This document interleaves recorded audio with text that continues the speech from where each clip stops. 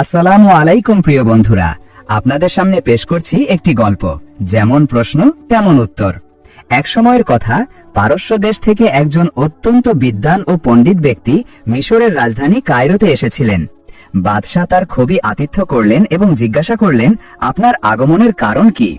পারস্য থেকে আগত বিদ্বান উত্তর দিলেন, বাদশাহ সালামাত, আমি আমার দেশের প্রধানমন্ত্রী এবং বিশ্ব ভ্রমণের জন্য বেরিয়েছি। এই ভ্রমণের উদ্দেশ্য হল আমার কয়েকটি প্রশ্নের উত্তর খোঁজা। এর বিষয়, যেখানেই গিয়েছি কেউ এই প্রশ্নগুলির উত্তর দিতে পারেনি। বড় বড় বুদ্ধিমান ও বিদ্বানরা এই প্রশ্নগুলির উত্তর দিতে অক্ষম হয়ে তাদের পরাজয় স্বীকার করেছে। আমি শুনেছিলাম যে আপনার দেশে কিছু এমন বিদ্বান ও জ্ঞানী লোক আছেন যারা আমার এই প্রশ্নগুলির উত্তর দিতে পারবেন, তাই এখানে চলে এসেছি। আমি এখানকার আল আজহার বিশ্ববিদ্যালয়েরও খুব প্রশংসা শুনেছি, যেখানে নানা ধরনের জ্ঞান শেখানো হয়। তাই আমার বিশ্বাস এই প্রশ্নগুলির উত্তর এখান থেকেই পাওয়া যাবে। আমরা এই কথা শুনে খুব খুশি হলাম। বাদশাহ বললেন, নিশ্চয়ই আমাদের দরবারে এবং আল আজহার বিশ্ববিদ্যালয়ে এমন অনেক লোক আছেন যাদের বুকে জ্ঞানের সমুদ্র ভরা রয়েছে এবং তাদের জ্ঞানের কোনো উত্তর নেই। আমরা এখনই তাদের ডেকে পাঠাচ্ছি। আপনি আপনার প্রশ্নগুলি তাদের সামনে উপস্থাপন করুন। সন্ধ্যার সময় বাদশাহ তার দেশের বিদ্বান ও বুদ্ধিমানদের প্রাসাদে জড়ো করলেন। যখন সবাই এলেন, তখন তাদের পারস্য থেকে আগত বিদ্বানের সঙ্গে পরিচয় করিয়ে দেওয়া হলো। তারপর বাদশাহ বললেন, হ্যাঁ, এখন আপনি যে প্রশ্ন করতে চান করুন। জাহাপনা, আমার প্রশ্নগুলি ইঙ্গিতে হবে। পারস্যের বিদ্বান বললেন, এবং এই লোকদের উত্তরও ইঙ্গিতেই দিতে হবে।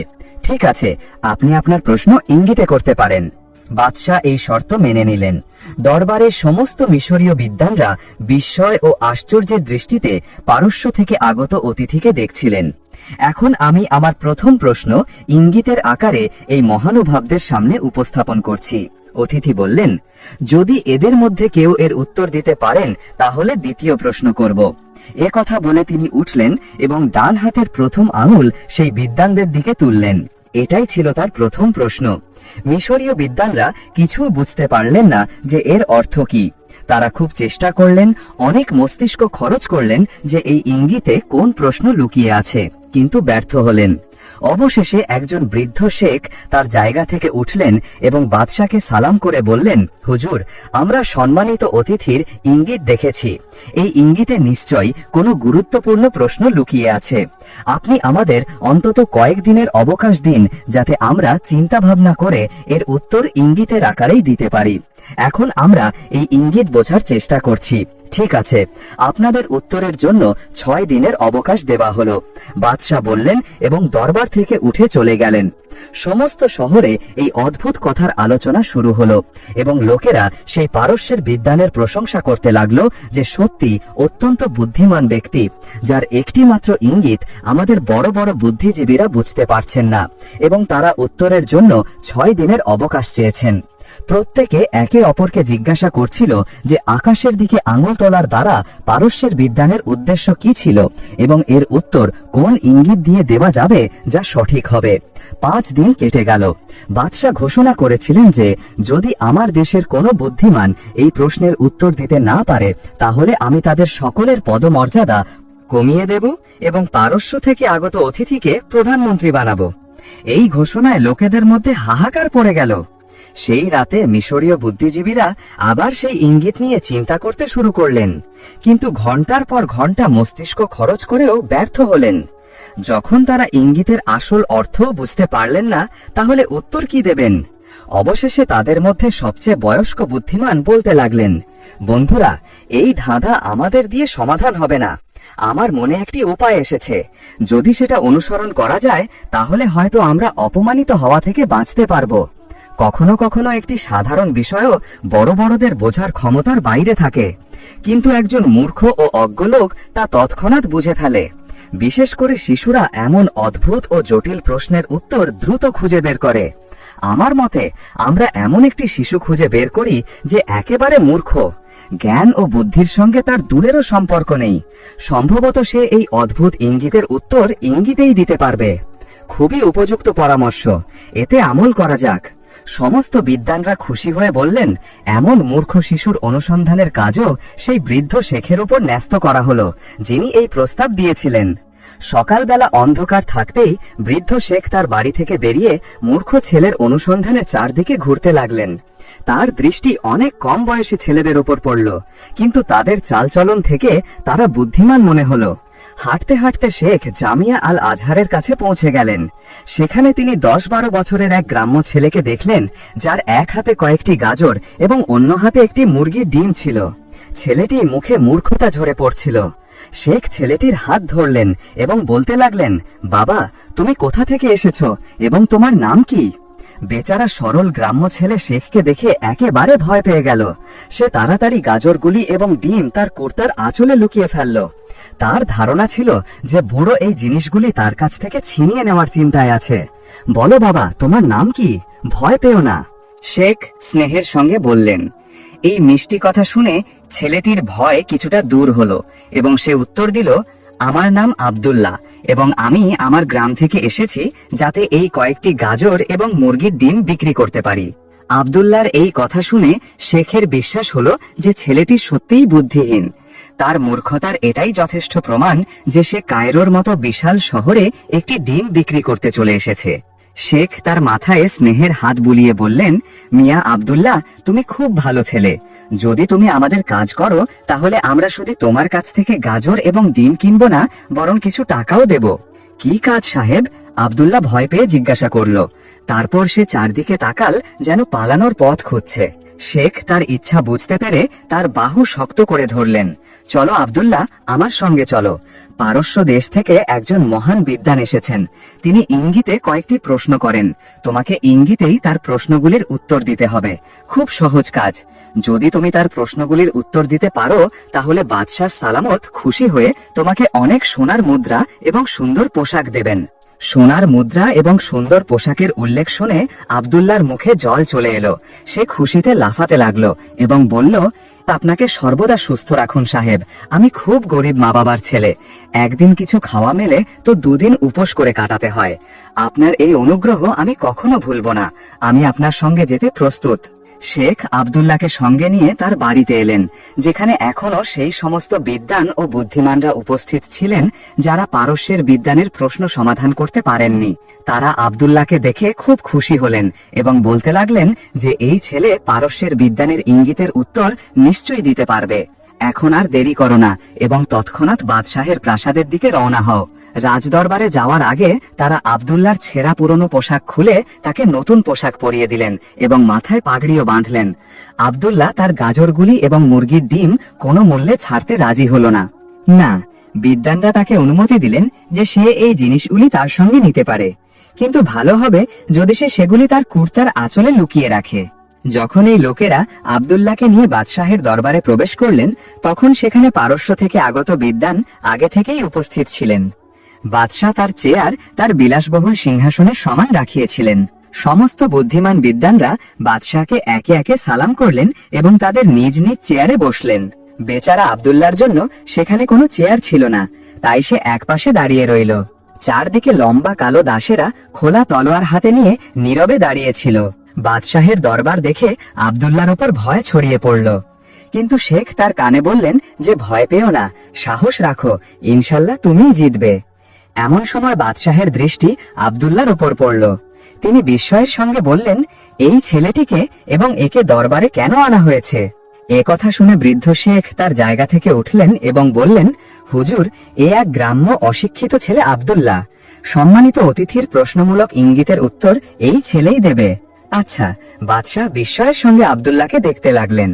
পারস্য থেকে আগত বিদ্বানের ঠোঁটেও হাসি ছড়িয়ে পড়ল। তিনি অবজ্ঞার সঙ্গে আব্দুল্লাহর দিকে তাকালেন এবং বাদশাহকে বলতে লাগলেন, জাহাপনা, এটা আমার কঠোর অপমান যে 10-12 বছরের এক অশিক্ষিত গ্রাম্য ছেলেকে আমার সঙ্গে প্রতিযোগিতায় আনা হয়েছে। যে প্রশ্নগুলির উত্তর বিশ্বের বড় বড় বুদ্ধিমানরা দিতে পারেনি, এই ছেলে সেগুলির কি উত্তর দেবে? এটা আমার সঙ্গে মজা করা হয়েছে আলিজা। বাদশাহ রাগের দৃষ্টিতে মিশরীয় বিদ্বানদের দিকে তাকালেন। তখন বৃদ্ধ শেখ হাত জোর করে বললেন, হুজুর, নিশ্চয়ই এই ছেলে অশিক্ষিত ও অজ্ঞ, কিন্তু আমরা মনে করি যে আমাদের সম্মানিত অতিথি যে ধরনের প্রশ্ন করেন তার উত্তর এই ছেলেই দিতে পারবে। খুব ভালো, খুব ভালো। বাদশাহ বললেন, যাই হোক, এখন সময় নষ্ট করা যাক না। এখন আমি আমাদের সম্মানিত অতিথিকে বলবো যে তিনি এই ছেলের কাছে প্রশ্ন করুন। এই আদেশ শুনে পারস্যের বিদ্বান উঠে আব্দুল্লাহর সামনে এলেন। আব্দুল্লাহ তাকে দেখে বাঁদরের মতো দাঁত বের করে দিল। মহানুভাবরা, আমি আমার প্রশ্ন উপস্থাপন করছি। অতিথি উচ্চস্বরে বললেন এবং তার ডান হাতের প্রথম আঙ্গুল আব্দুল্লাহর দিকে তুললেন। আব্দুল্লাহ তৎক্ষণাৎ দুটি আঙ্গুল তার দিকে তুলে দিল। অতিথি তার হাত ওপরে তুললেন। আব্দুল্লাহ তৎক্ষণাৎ তার হাত মাটিতে রাখল। সমস্ত দরবারি এবং বাদশাহ শ্বাসরুদ্ধ করে দাঁতে আঙুল চেপে সেই প্রশ্ন উত্তরের তামাশা দেখছিলেন। পারস্যের বিদ্বান এখন তার কাঁধ থেকে একটি থলে বের করলেন এবং তা খুললেন এবং তার থেকে একটি মুরগি বের করে বাইরে ছুড়ে দিলেন। আব্দুল্লাহ চট করে তার কুর্তার ভিতর হাত ঢুকিয়ে ডিম বের করল এবং মুরগির কাছে ছুড়ে দিল। পারস্যের বিদ্বান হাত জোর করে বাদশার সামনে দাঁড়ালেন এবং বলতে লাগলেন, জাহাপানহা, এই অশিক্ষিত গ্রাম্য ছেলে আমার 3টি প্রশ্নেরই সঠিক উত্তর দিয়েছে এবং আমি ছেলেটির বুদ্ধিমত্তা ও জ্ঞান দেখে খুব খুশি হয়েছি। আজ থেকে আমি এই ছেলেকে আমার উস্তাদ মানছি। দরবারীরা খুশির নারায় আকাশ মাথায় তুলে দিল। আব্দুল্লাহ তার জায়গায় বিস্মিত ও বিহ্বল হয়ে দাঁড়িয়েছিল। বাদশাহ তাকে কাছে ডেকে চেয়ারে বসালেন এবং মাথায় হাত বুলালেন। তারপর দাসদের আদেশ দিলেন যে সোনার মুদ্রায় ভরা থলিগুলি নিয়ে আসো। দাসেরা তৎক্ষণাৎ থলিগুলি নিয়ে এলো। বাদশাহ আব্দুল্লাহকে বললেন, এই সমস্ত মুদ্রা তোমাকে পুরস্কার হিসেবে দেওয়া হলো। তুমি আমাদের দেশের মাথা উঁচু করেছ। তারপর সমস্ত বিদ্বান ও বুদ্ধিজীবীরা আব্দুল্লাহকে অভিনন্দন জানানোর পাশাপাশি নিজ নিজ পক্ষ থেকেও পুরস্কার দিলেন। তারপর বৃদ্ধ শেখ তাকে তার বাড়িতে নিয়ে গেলেন এবং চাকরকে আদেশ দিলেন যে তাড়াতাড়ি ঘোড়ার গাড়ি প্রস্তুত করো, আমি আব্দুল্লাহকে তার গ্রাম পর্যন্ত পৌঁছে দেব। একথা শুনে আব্দুল্লাহর খুশির কোনো সীমা রইল না। সে এর আগে কখনো ঘোড়ার গাড়িতে চড়ার সুখ ভোগ করেনি। যখন সে শেখের সঙ্গে গাড়িতে বসে তার গ্রামের দিকে যাচ্ছিল, তখন শেখ হঠাৎ তাকে জিজ্ঞাসা করলেন, বাবা আব্দুল্লাহ, এটা তো বলো যে পারস্যের বিদ্বান যে 3টি প্রশ্ন তোমাকে ইঙ্গিতে করেছিলেন সেগুলি কি ছিল, এবং তুমি তোমার ইঙ্গিতে যে সঠিক উত্তর দিয়েছ তার অর্থ কি ছিল? সাহেব, তার প্রশ্নগুলি তো খুব সহজ ছিল। আব্দুল্লাহ হাসতে হাসতে বলল, আমি তৎক্ষণাৎ সেগুলি বুঝে ফেলেছিলাম এবং তাকে এমন উত্তর দিয়েছিলাম যে সে অসহায় হয়ে গিয়েছিল। সে আমার উত্তরগুলিকে কখনো মিথ্যা বলতে পারবে না। এটাই তো আমি বুঝতে চাই যে তার প্রশ্নগুলি এবং তোমার উত্তরগুলিতে কি রহস্য লুকিয়েছিল। শেখ বললেন, শুনুন সাহেব।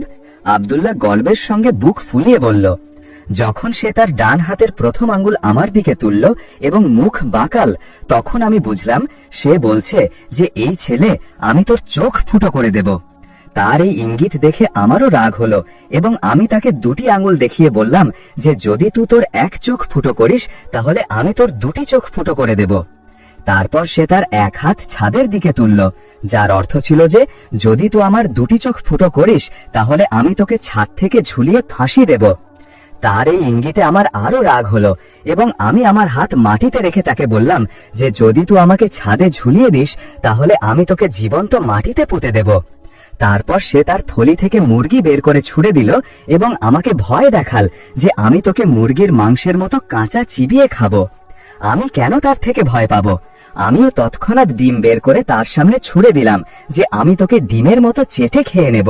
ব্যাস সাহেব, এই উত্তর পেয়েই সে তার পরাজয় স্বীকার করল এবং আমার শিষ্য হওয়া মেনে নিল। শেখ আব্দুল্লাহর কথা শুনে এত হাসলেন যে তার চোখ থেকে জল বেরিয়ে এলো। তিনি আব্দুল্লাহকে তার চতুরতা ও বুদ্ধিমত্তার জন্য অনেক অভিনন্দন জানালেন এবং তাকে গ্রাম পর্যন্ত পৌঁছে দিয়ে ফিরে এলেন। এখন তিনি ভাবলেন যে পারস্যের সেই বিদ্বানের সঙ্গে দেখা করে জিজ্ঞাসা করা উচিত যে তার ইঙ্গিতগুলির আসল অর্থ কি ছিল। পারস্যের বিদ্বান বেচারা লজ্জায় মুখ লুকিয়ে রাজকীয় অতিথিশালায় উপস্থিত ছিলেন এবং মিশর থেকে বিদায় নেওয়ার জন্য চাকরদের লাগেজ বাঁধার নির্দেশ দিচ্ছিলেন। আল আজহার বিশ্ববিদ্যালয়ের বৃদ্ধ উস্তাদকে আসতে দেখে সম্মানের জন্য উঠে দাঁড়ালেন। শেখ তাকে সালাম করলেন এবং অবস্থা জিজ্ঞাসার পর তার আগমনের উদ্দেশ্য বললেন। হযরত, আমি তো সেই ছেলেটির অসাধারণ বুদ্ধিমত্তায় এখনো বিস্মিত। পারস্যের বিদ্বান বললেন, সে আমার 3টি প্রশ্ন ভালোভাবে বুঝেছে এবং তাদের যথাযথ উত্তর দিয়েছে। দয়া করে আমাকে বলুন যে আপনার প্রশ্নগুলি কি ছিল এবং ছেলেটি যে উত্তর দিয়েছে তার অর্থ কি ছিল। শেখ জিজ্ঞাসা করলেন। জি হ্যাঁ বলছি, শুনুন। যখন আমি আমার ডান হাতের প্রথম আঙ্গুল ছেলেটির দিকে তুললাম, তখন আমার প্রশ্ন ছিল যে আল্লাহ এক এবং তার ছাড়া কোনো উপাস্য নেই। আমার এই ইঙ্গিত দেখেই ছেলেটি দুটি আঙুল দেখালো। তার উত্তর ছিল যে নিশ্চয়ই আল্লাহ এক, কিন্তু হযরত মুহাম্মদ সাল্লাল্লাহু আলাইহি ওয়াসাল্লাম তার প্রেরিত রসূল। যখন আমি আমার হাত আকাশের দিকে তুললাম, তখন তার অর্থ ছিল যে ঈশ্বর আকাশের ছাদকে কোনো স্তম্ভের সাহায্য ছাড়াই ধরে রেখেছেন। ছেলেটি এই ইঙ্গিত বুঝে মাটিতে হাত রাখল এবং বলল যে এই পৃথিবীও ঈশ্বরই সৃষ্টি করেছেন, যেমন আকাশ তিনি সৃষ্টি করেছেন। তারপর আমি থলি থেকে মুরগি বের করে ছুড়ে দিলাম, যার অর্থ ছিল যে ঈশ্বর মুরগিকে প্রথমে সৃষ্টি করেছেন। ছেলেটি তৎক্ষণাৎ ডিম মুরগির কাছে ছুড়ে দিল এবং বলল যে কিছু লোক বলে যে না, ডিম প্রথমে সৃষ্টি হয়েছে, এবং এভাবে সে আমার 3টি প্রশ্নের সঠিক উত্তর দিয়েছে। ওয়াহ, সেই গ্রাম্য ছেলের ওপর দেখুন, কোনোদিন সে আপনার দেশের খুব বড় মানুষ হবে। বৃদ্ধ শেখ তার বাড়িতে ফিরে এলেন এবং বিছানায় শুয়ে অনেকক্ষণ ধরে ভাবতে লাগলেন যে এই দুনিয়া কত অদ্ভুত। বিভিন্ন ভাষা এবং বিভিন্ন বয়সের লোকেরা কিভাবে একই কথার অর্থ ভিন্ন ভিন্নভাবে বোঝে এবং তাদের পূর্ণ বিশ্বাস থাকে যে তারা যা বুঝছে তাই সঠিক। প্রিয় বন্ধুরা, গল্পটি যদি ভালো লেগে থাকে তাহলে লাইক করুন, শেয়ার করুন এবং কমেন্টে আপনার মূল্যবান মতামত প্রকাশ করুন। এবং এমনই আরো আকর্ষণীয় গল্পের জন্য আমাদের চ্যানেল সাবস্ক্রাইব করুন এবং বেল আইকনটিও চাপুন, যাতে আমাদের আসন্ন নতুন ভিডিওগুলির নোটিফিকেশন আপনি সময় মতো পান। ধন্যবাদ।